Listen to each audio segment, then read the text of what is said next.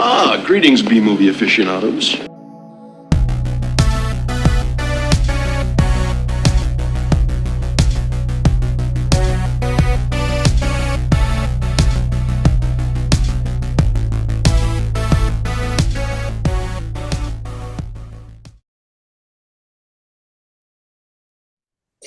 Hello, welcome to A Couple of Flicks.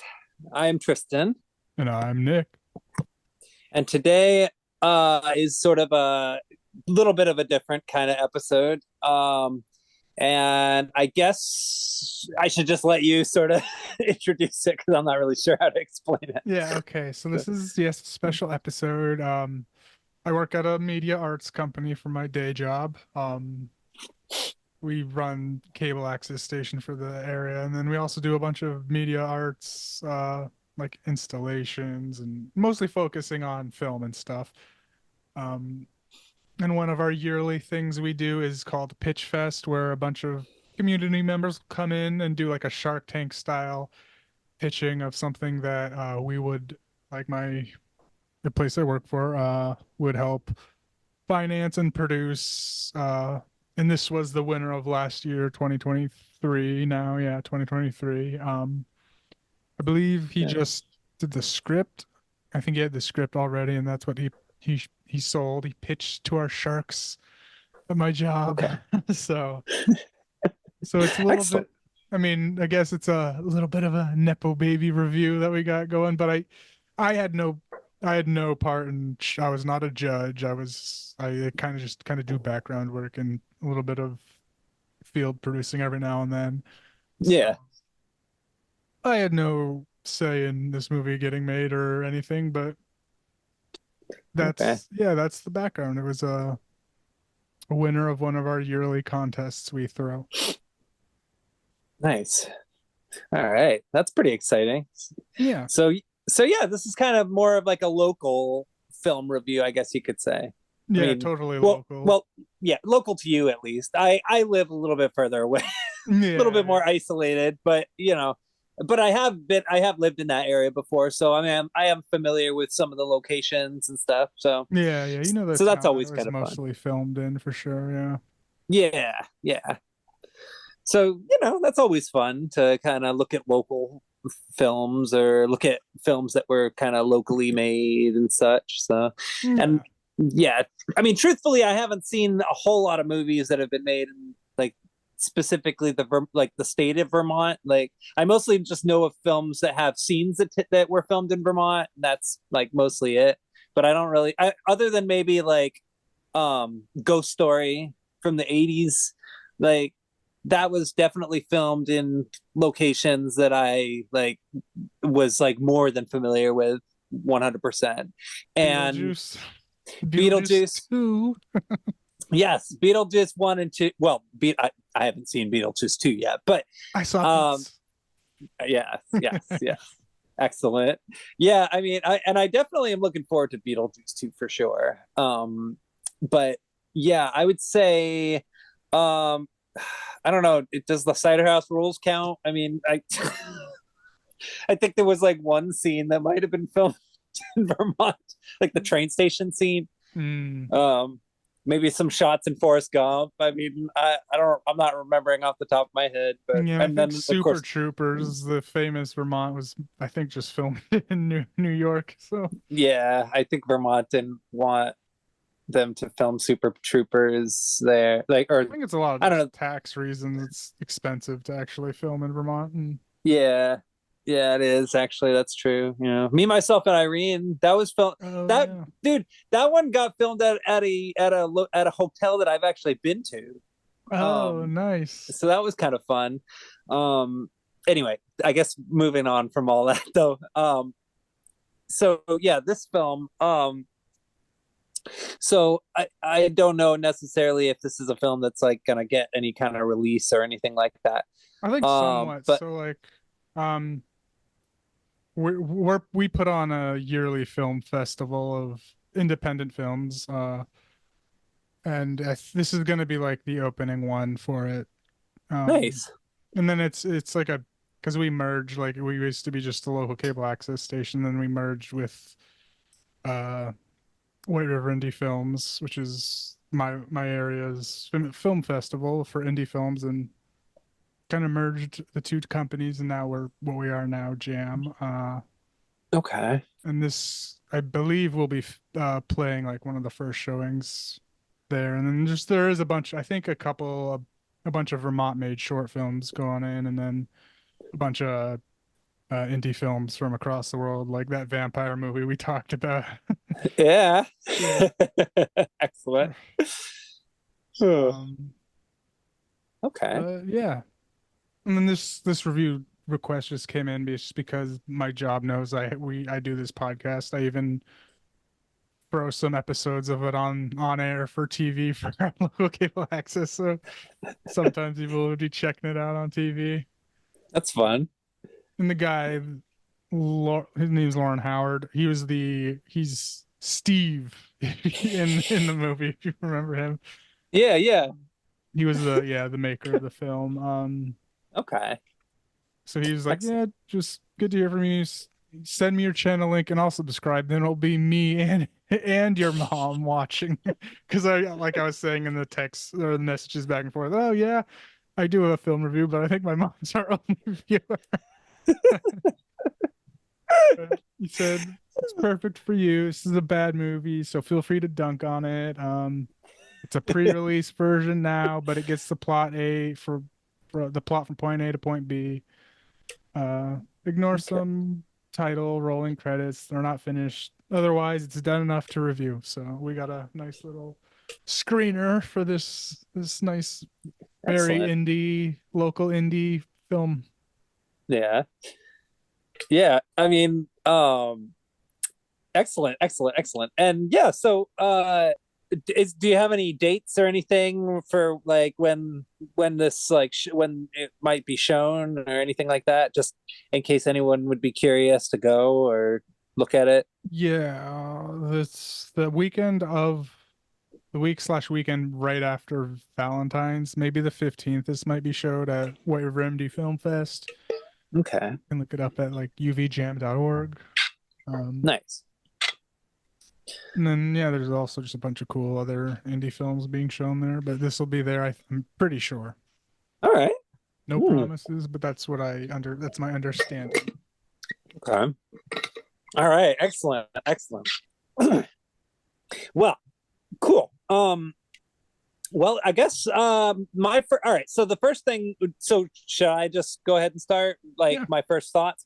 So, my first thought is this one of the, I mean, I know that we talked about Voyage of the Rock Aliens, but this may be one of the only other musicals we've done on this show.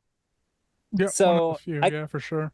yeah, I mean, I don't know if you'd consider, I mean, I consider it kind of like an acoustic musical, you know? Hmm. So, Yes, but then, because oh yeah, go the ahead. creator of this is in a band and stuff, and he's I think more like on the music side of doing stuff, but he likes film as well. Nice. Like his band, we there's glimpses of it, Chodis. Um, Mhm. Okay. and there was that one scene in the recording studio with the guy with the long hair Yeah. and the dual guitar dude. That was one of their. I know that's one of their songs.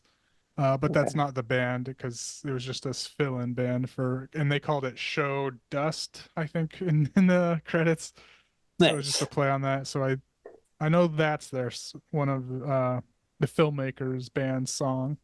And Okay. then I think a bunch of the other bands were, yeah, local bands that, he's connected with. So it's all local band music from my estimation. And it was good music too, I thought, yeah. Yeah. I No. like Chodis. They make good stuff. It's like yeah, punk rock type stuff that's like it reminds me a lot of like a punk rock. They might be giants because they're it has like kind of silly lyrics and stuff with it, but it's more, rock punky. Oh yeah. Yeah. I always appreciate when songs are catchy and lyrical. I definitely enjoyed the music in this movie quite a bit, actually. Pretty much all of it. Yeah. Um.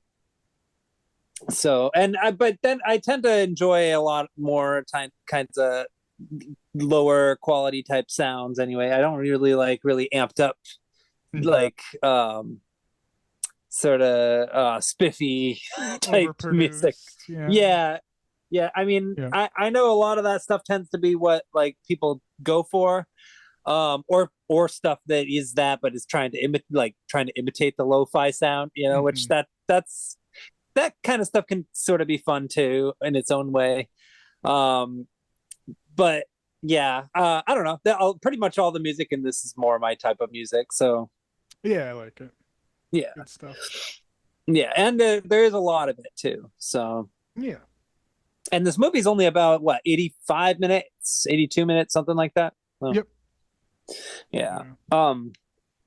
So it's pretty much just about just this homeless dude who like kind of mild mannered, sort of kind of doesn't talk much and tends to sort of Yeah, stutter a little bit. Stuttery mumbly. He reminded me a lot of uh um Milton from The Office. Not The Office, Office Space. Yeah. Yeah, because he had those glasses and he like how others treated him. They kind of ran over him when he was, being a little awkward and, you know. Yeah. He'd kind of loom over people a lot. Yeah, yeah. Yeah. It was kind of cool. I always sort of enjoy movies that follow like odd characters like that. So like there was like that what was that one movie Frownland, which started off pretty horrible, but it actually slowly got better as it went along, where it's just that like one dude who like he's constantly just getting caught up in what he's saying and is going on tangents and it's just really hard to follow and it's hard to like sometimes it's hard to watch a movie that's following somebody that does nothing but that, but in the case of this movie it was actually pretty easy and not like super like uncomfortable or anything. So Yep. Yeah.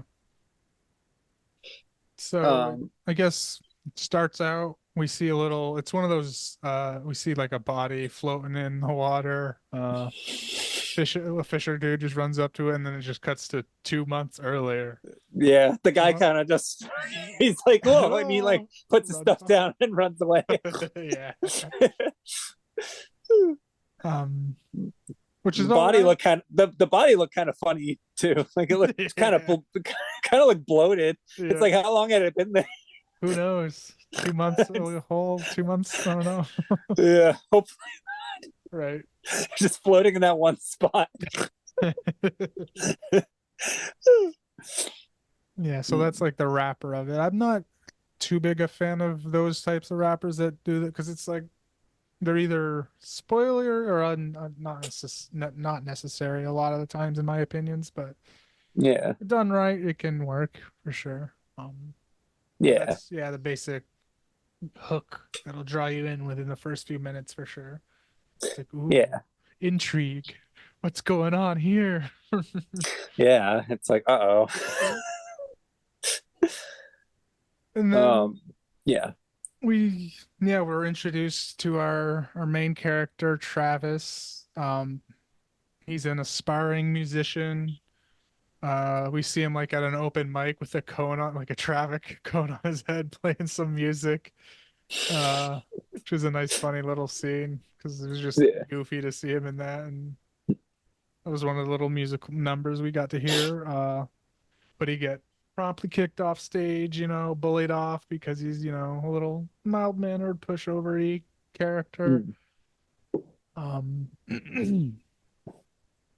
And while that happened, the other guy that took over broke his keyboard. So, a large chunk of the first act or whatever is trying to get enough money to get a new keyboard, and yeah, and like he's homeless, but he collects cans, and there's like a scene right near the beginning of the movie where he starts digging through that one dude's like canister, his trash. Yeah. And he comes out and he's like all threatening and freaked out, and he's like, what don't you go be digging through my trash or whatever he says. And he's like, "You want some Um, aluminum?" And he's like holding an aluminum bat. I got one right here. yeah, He's he all just pissed. tosses him. Yeah, and I got some. He's like angrily gives him a bunch of cans to help him out. I was like, "Oh, okay, that ended better than I thought it was gonna go." Yeah, it's like, sorry about that. I just don't scare me by going through my trash. I don't like it or whatever. Yeah. Yeah.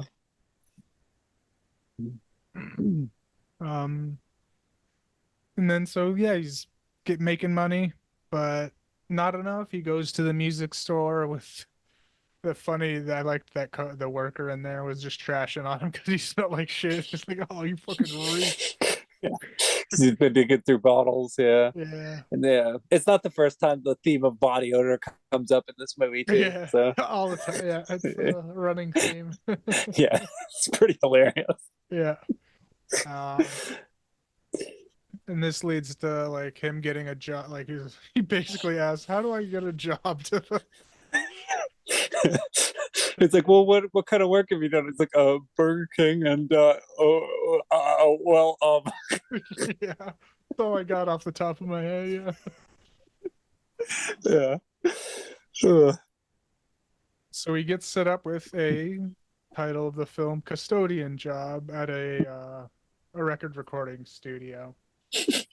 Oh yeah. Again, I love how just as he's going up to the front entrance, there's already somebody who's quitting right there, storming out, all pissed off. Yeah, yeah, yeah. Yeah, some of those were like characters were some of my coworkers. It was funny to see them. Nice. Yeah. Cool, cool. Yeah, they were pretty funny in this, honestly. Yeah, yeah. Yeah. And then I thought it was funny too for like the first half of the movie. He was pushing his car just all around. Yeah. Yeah, that was great. Yeah. He did mention having to pay for gas at one point, but Yeah, he only had a $15 to buy a keyboard. yeah. And when he said 15, the guy thought he meant 15,000 $1,500, yeah, yeah. or 1,500. Yeah. So we get to meet these music producers that he'll be working for. I Yeah. didn't catch their names specifically, besides one was Chris, but the main guy, the main producer, I didn't catch his name. Yeah, I forgot. They're kind of, play these douchey asshole producers. Yeah. The main antagonists, like, Yeah, they definitely are not very like, I don't know, they don't do a very good job like getting people to like them, or being like, they tend to like be pretty pushy actually. yeah, So, yeah. High quality. They have high standards. yeah. So he gets the runaround of the place, and eventually, yeah, one of the things is like, yeah, I'm a good mopper. It's like, okay, that's nice. And we always see him mopping in his socks and stuff throughout the movie. Yeah. Yeah, yeah. And also like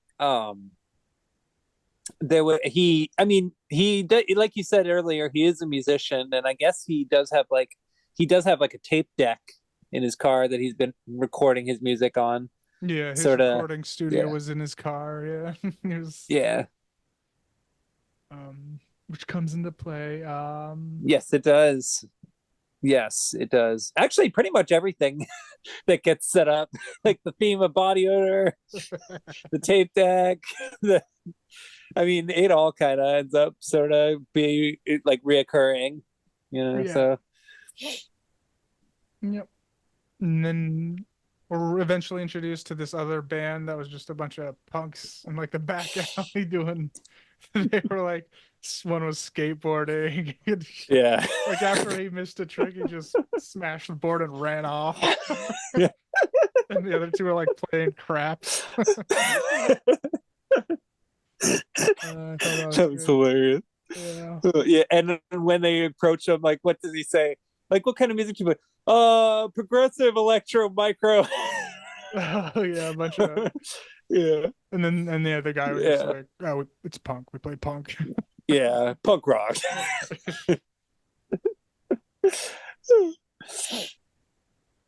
And we're introduced because the second producer guy, he was, I don't know, grabbing something from the convenience store, and he's like, "Oh, you know this band?" And he's like, "Yeah, my uncle's the guitarist in it." So they get invited to the record studio, and Mm. they're kind of this douchey band that disrespect people, like the recording studio and the producers as well. Yeah, they're kind of just a group of kids basically, but they Yeah, don't really I don't know, they tend to be pretty like aggressive and pushy. yeah, So yeah, and of course that ends up being a important plot point later too. So yeah, yeah, yeah.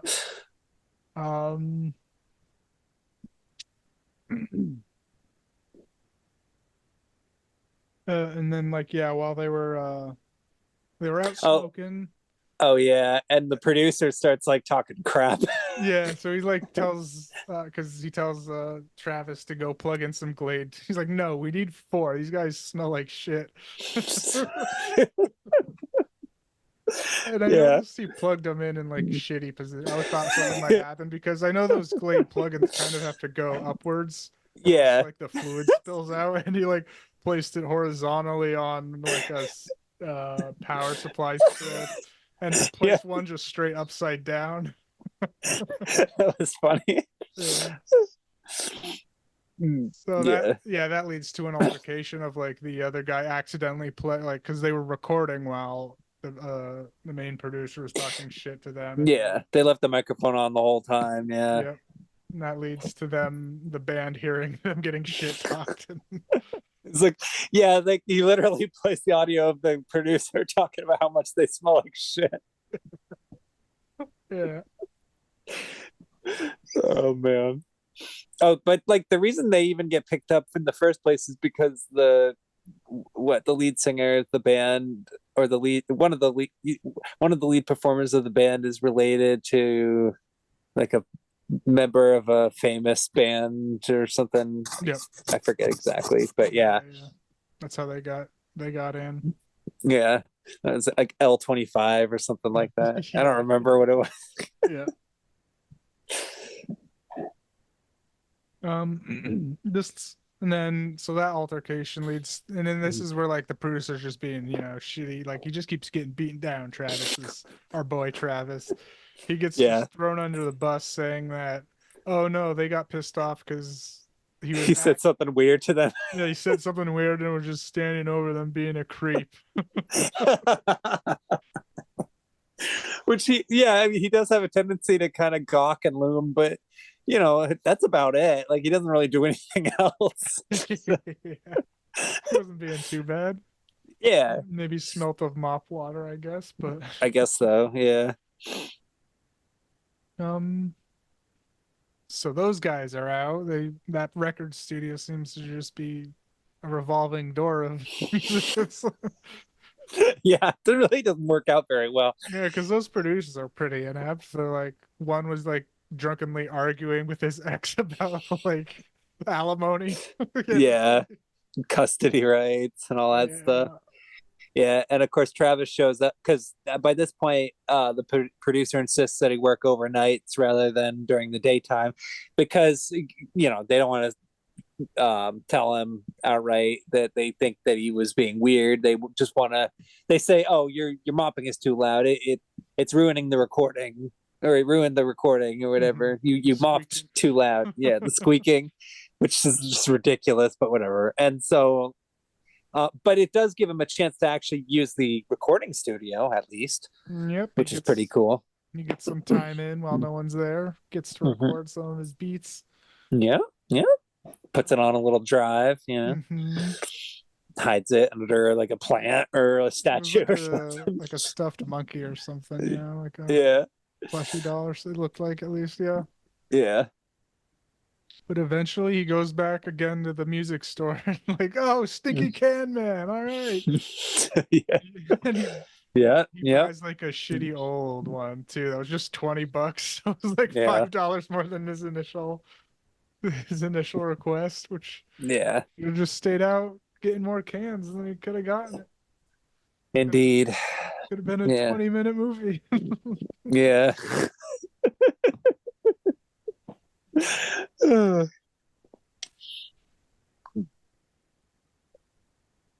So, the kids come back and they kind of end up beating up. Wait, what's that audio booth dude's name again? Oh, there was before that Oh, fishing scene too. That was funny. oh yeah, Like they were like the main producer got super drunk and was like just throwing the lines. It's like making a shitty fishing metaphor to get how to be a musician or whatever. And it's just so yeah. It's not even, didn't yeah, make not much even sense, but really yeah, coherent. it was Yeah, yeah. yeah, and also like the only reason he took him fishing in the first place was kind of a way of sort of like making amends because he yells at him at one point because he walked in on him arguing with his wife. That was the part I was forgetting to get to. Yeah. And and so there was yeah, I guess that was his way of kind of trying to alleviate tensions, and that also does invite Travis to uh present the possibility of actually uh playing some of his music for this producer as well. So Yeah, they had a little bonding moment there. yeah, it's like one of the pretty much one of the only bonding moments. So, because basically everybody in this movie is an asshole, Yeah, yeah. except for maybe Travis. Well, I mean, there does come a point where that changes, but you know, we'll get to that point. Yeah, so that's kind of spoiler territory. So Yeah. Um, and then after that, yeah, there's the robbery scene. Some hoodlums that we might recognize from earlier. yeah, they didn't even try to Yeah. disguise themselves. They just put masks over it, which of course, you know, I mean, you could tell who they were because they all kind of had very different body shapes or that were Yeah. like specific. I think they So put him on in the car before, so we saw and stuff and yeah, everything. But yeah, they try to rob the other guy, the yeah, other producer with, but he pulls out a gun and just starts blasting it in the air, scares yeah, them off. yeah. And the gun ends up being important too. Yeah, there you go. A funny clip. Yeah. Oh man. And of course, later on in the movie, Travis finds them hanging out next to like a dumpster or whatever, and he apologizes to them for mopping so loudly, and, Yeah. and walks away. And they're like, wait, like did he think that like we tried to like that it was Does his he fault that we know? tried to rob the place? Does he know? Yeah. It's so awkward. Hmm. Um, so there's another performance, Slob Mhm. Drop. Oh They're yeah, recording. They did a fun song. They're like a more rock band. They're a real band too in the area, so yeah. I think that was one of their songs, I'm assuming. Yeah, I think so. Um, and then oh yeah, this leads to like an after party kind of thing where they all are in there listening and Oh yeah. Travis shows up and he because he wanted to do the demo of his tape Mm. and eventually he does, but it fucks up Yeah. the recorder Yeah, it's kind of an old tape tape, I deck. guess, or Yeah, the something. vintage tape deck and it fucked up and I think that leads him to getting fired and shit. Yeah. Let's see, this is where Well, all sort of. starts. I mean, sort of. That I mean that Oh, it's it's basically like one of the the things, yeah. yeah, like I mean, because he loses his temper on him, and then after that, the other dude is outside using the laptop and he's drinking coffee or whatever, and he spills his coffee all over the computer and wrecks it, and it stops working. Mhm. And so then he goes in and does this. It's probably the most like elaborate choreography in the whole film. He does this weird thing where he just sort of pretends to bump into him like he's in the way, Yeah.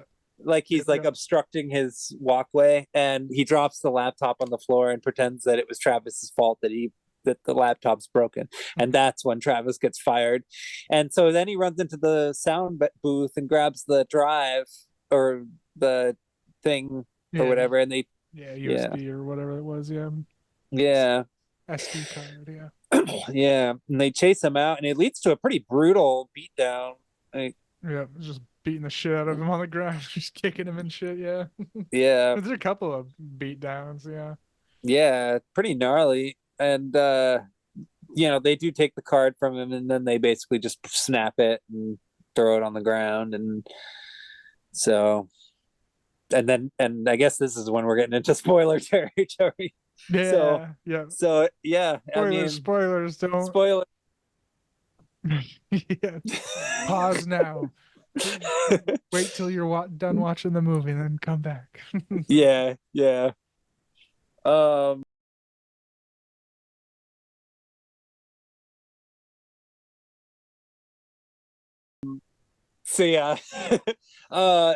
So yeah.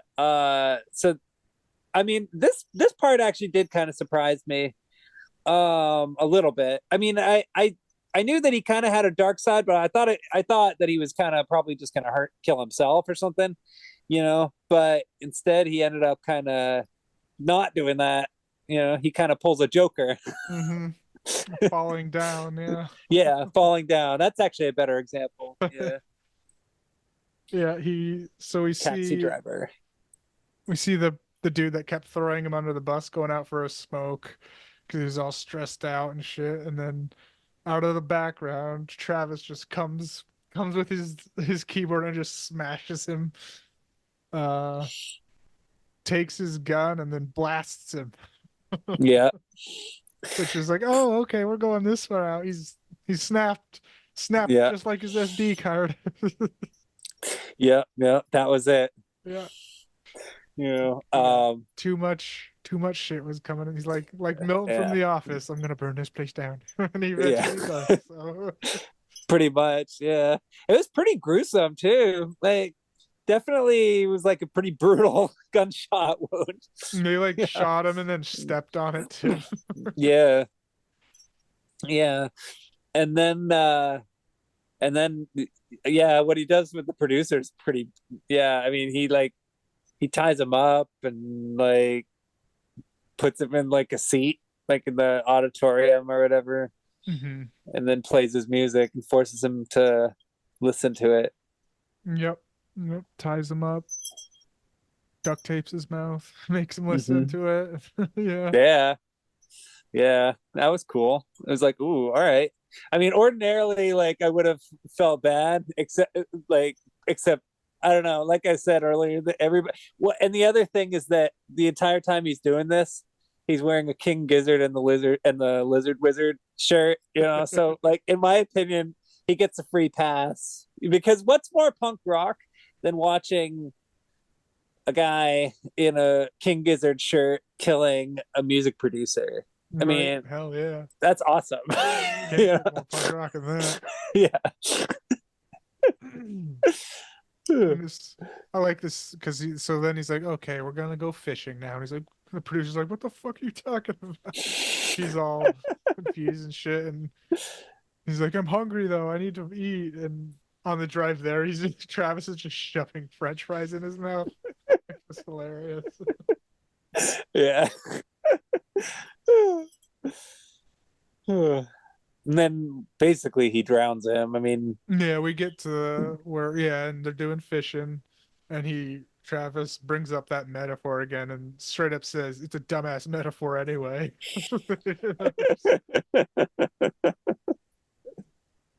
Yeah, he's like, the producer freaks out. He's like, oh, I'm gonna sue you till you have nothing left.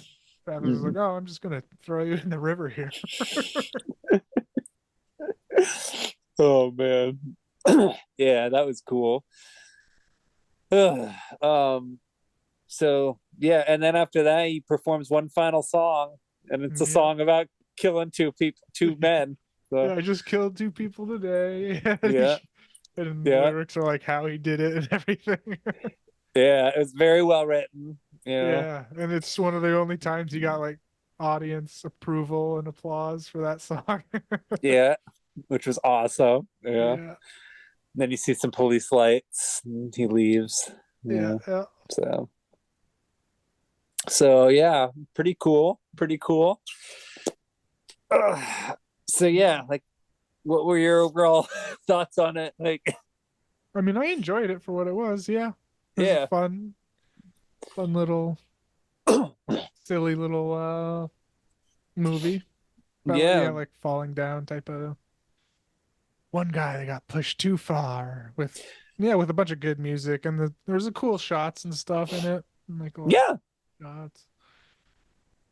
Good cinematography work from. I mean, I know a bunch of the people that helped out with it, so I Mm. expected it at least that much. Yeah.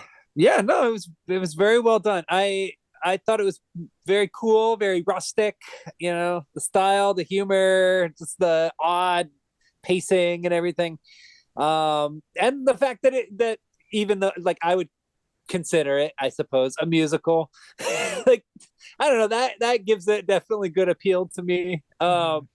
So yeah, I don't know. I dug the hell out of it. Like Nice. yeah, uh, good stuff. And like in my view, like I don't know. To me, this is like the perfect Tubi movie. Like Hmm. because you ever go on Tubi and just scroll through and look at just all the random bull crap they have, and Oh yeah. just the stuff that's just on there that nobody watches. Like it's like which is like probably 99% of it. Like this would like be the kind of thing that like would be like a hidden gem to find. Yeah, this Like is in my better opinion. than 90% of the Tubi movies, easy. Yeah, yeah, like there are some really like awesome things on Tubi that make it my favorite streaming service, but you have to really, really dig for them, because a lot of the stuff that's on there is stuff that is like, what the heck is this? But when you like keep digging and you look for like more odd stuff, you can find some really good gems. So Yeah, for sure. yeah, like yeah, I don't know. That's my opinion. It's like the perfect Tubi movie. So Hmm. Hell yeah. um so yeah, like for me, I'd give it like probably 4.5. Like this is more my type of movie. I'm not really super into like the bigger, crazier. It's kind of the same way I feel about music. I do enjoy like a big budget movie that's epic and ambitious and all that stuff, but oftentimes like the more personal, more intimate types of movies have more meaning to them. So Oh yeah. Yeah, I'd give it a 4. Had some good laughs, good chuckles, good music, good cinematography. I yeah. mean, the acting was a little,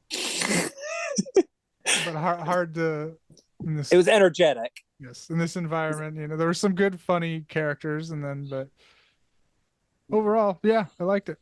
Yeah. Pleasantly surprised.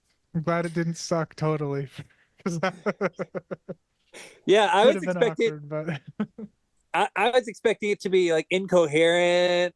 I was expecting it to be like gross. It kind of, in a way, it was gross. I mean, it kind of took a pretty messed up turn here, like toward the end, But it's about a guy I, like digging through trash and stuff. Yeah.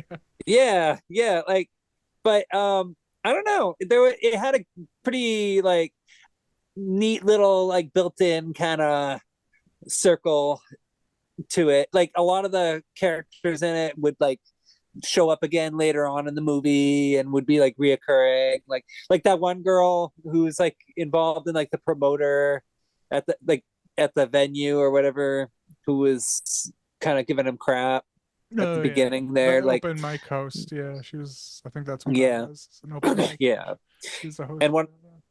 yeah, and like one of the performers, it just kind of brought back that whole concept of the like small town crime story, where this person knew, like, was involved, and this person was involved. I mean, not involved, but knew this person and stuff. Like, I don't know. I just love that kind of quality. So Yeah, it was fun.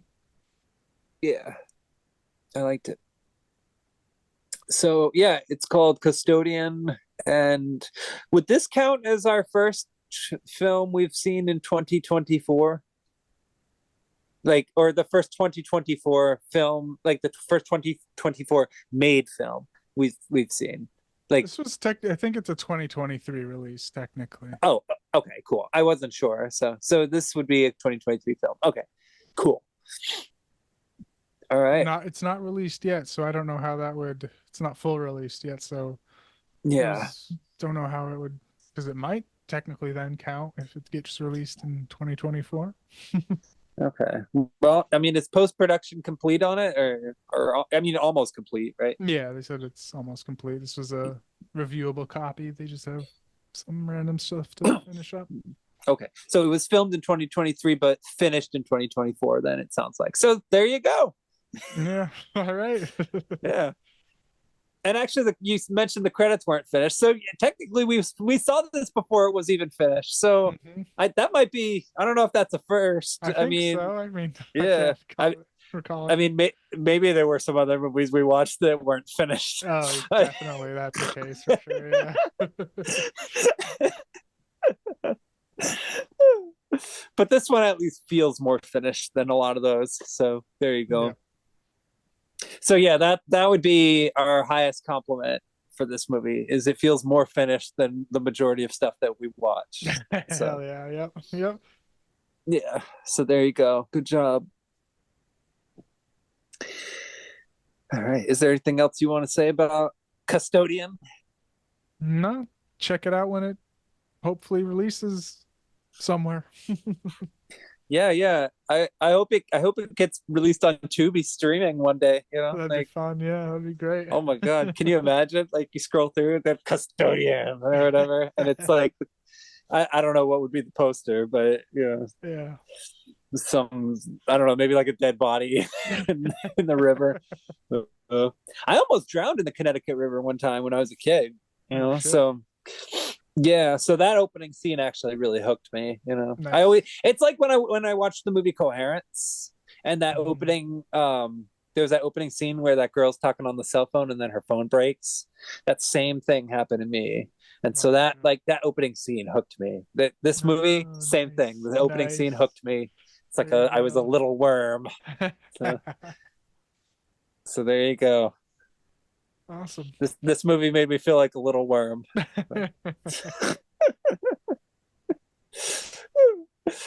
All right.